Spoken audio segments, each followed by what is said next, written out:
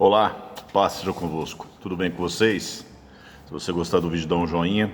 Se você não for inscrito no canal, se inscreva, ative o sino para receber futuras notificações, beleza?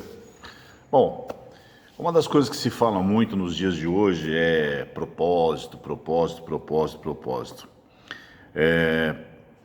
Mas nós precisamos definir algumas coisas muito importantes na questão do propósito. Por quê? Porque o propósito ele vai te levar necessariamente a um destino.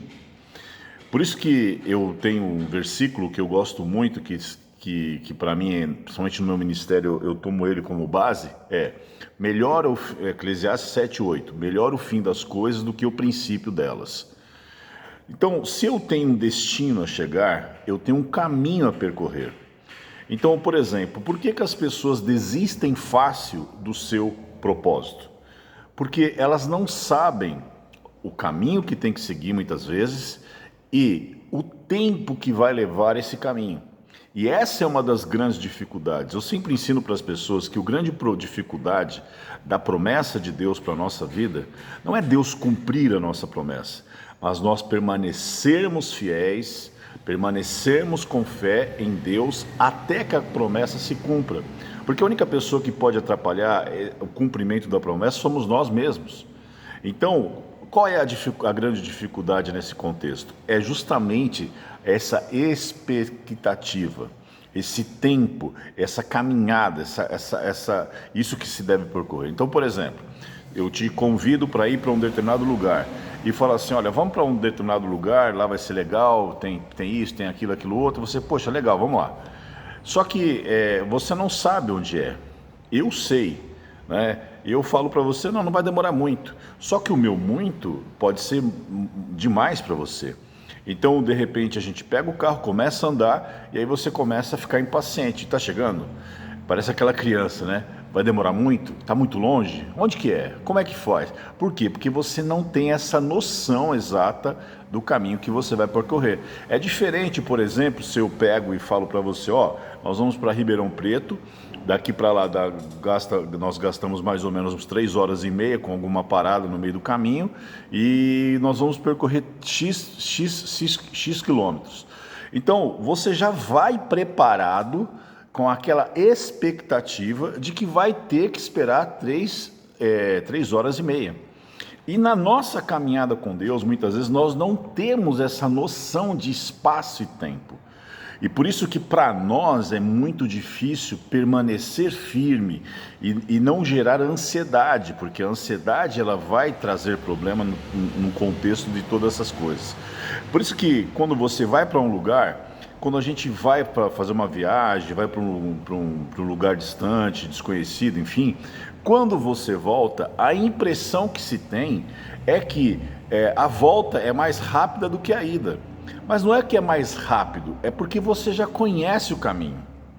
Então, se tem algo que Deus quer fazer conosco, nós precisamos buscar em Deus o que nós devemos fazer, o caminho que nós devemos percorrer e, na medida do possível, que Deus guarde o nosso coração da ansiedade do tempo que vai se cumprir o destino que nós temos que chegar.